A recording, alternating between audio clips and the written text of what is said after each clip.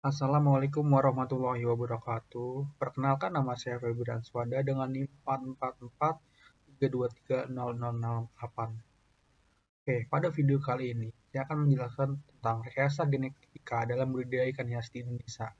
Di sini ada penulisnya Eko Kusrini, tahun 2021, sumber Jurnal Ilmu Perikanan Indonesia. Masuk ke latar belakang, penerapan rekayasa genetika dalam budidaya ikan hias di Indonesia berperan penting dalam menghasilkan varietas unggul dengan warna tubuh yang lebih menarik, daya tahan terhadap penyakit yang lebih tinggi, serta pertumbuhan yang optimal. Usrini 2021. Inovasi ini turut mendukung peningkatan nilai ekonomi dan daya saing ikan hias Indonesia di pasar internasional. Pertama dan Suryaningrum 2020, pemanfaatan bioteknologi dan rekayasa genetika pada ikan hias seperti koi dan gupi berdampak positif terhadap peningkatan kualitas warna serta kemampuan adaptasi terhadap lingkungan budidaya. Penerapan teknologi genetik harus dilakukan dengan pengawasan dan pendekatan berkelanjutan, karena resiko menurunkan keragaman genetik, memicu inbreeding, serta mengurangi kemampuan adaptasi alami ikan. Pengembangan rekayasa genetik perlu diimbangi dengan upaya konservasi dan seleksi ikan yang beragam untuk menjaga keberlanjutan sumber daya genetik ikan hias di Indonesia. Lalu ada tujuan penelitian. Tujuan penelitian adalah untuk mengidentifikasi dan memahami secara mendalam perkembangan teknologi rekayasa genetik yang diterapkan dalam budidaya ikan hias di Indonesia, serta menganalisis dampak penerapan teknologi tersebut terhadap kualitas, keberlanjutan, dan keanekaragaman genetik ikan hias. Melalui kajian ini diharapkan dapat diketahui sejauh mana rekayasa genetik berperan dalam meningkatkan mutu ikan hias, baik dari segi penampilan, daya tahan terhadap penyakit, tingkat pertumbuhan, maupun nilai ekonominya di pasar domestik dan internasional. Penelitian ini juga bertujuan untuk mengetahui potensi risiko yang muncul timbul, seperti penurunan keragaman genetik, gangguan keseimbangan ekosistem, serta ancaman terhadap kelestarian spesies ikan hias lokal. Dengan demikian, hasil penelitian diharapkan dapat menjadi acuan dalam pengembangan strategi pendidikan yang berbasis bioteknologi yang berkelanjutan dan ramah lingkungan di Indonesia. Lanjut, ada metode penelitian. Penelitian menggunakan pendekatan kajian pustaka yang didukung data laboratorium untuk memahami penerapan teknologi rekayasa genetik pada ikan hias. Kajian dilakukan melalui penerapan jurnal, artikel, dan laporan ilmiah terkait rekayasa genetik ikan hias di Indonesia.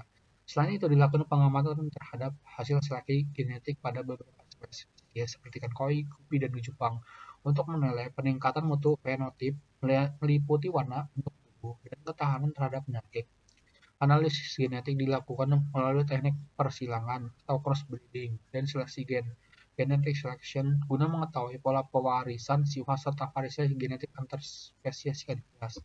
Lalu ada hasil penelitian. Hasil penelitian menunjukkan bahwa penerapan rekayasa genetik mampu meningkatkan variasi warna, bentuk sirip, serta daya tahan ikan hias terhadap penyakit. Penerapan teknologi di antara lain seperti selektif breeding pada ikan koi yang menghasilkan corak premium, serta pengaturan game pigmen warna pada ikan gupi untuk memperkuat tampilan visual. Inovasi ini tidak hanya berkontribusi terhadap peningkatan kualitas estetika ikan hias, tetapi juga berdampak pada nilai jual dan daya saing di pasar domestik maupun internasional. Rekayasa genetik membuka peluang bagi pengembangan varietas baru dengan karakter unggul, meskipun perlu diimbangi dengan pengawasan terhadap risiko menurunnya keragaman genetik serta ketergantungan pada indukan unggul agar keberlanjutan populasi ikan hias tetap terjaga.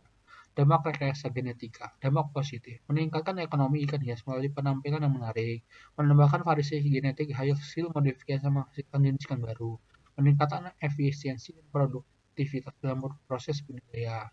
Dampak negatifnya, berisiko menimbulkan inbreeding perkawinan sejarah yang dapat menurunkan kualitas genetik, mengurangi keragaman genetik alami di populasi ikan, menyebabkan rendahnya kemampuan adaptasi ikan di lingkungan alami.